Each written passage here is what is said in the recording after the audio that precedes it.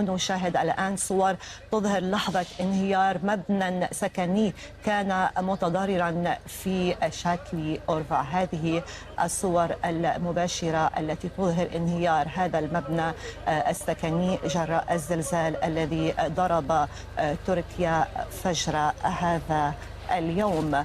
من جهته وزير الداخلية التركي قال بأن هناك مواطنون فقدوا أرواحهم وجميع فرقنا في حالة تأهب. نشاهد هذه الصور المباشرة معا.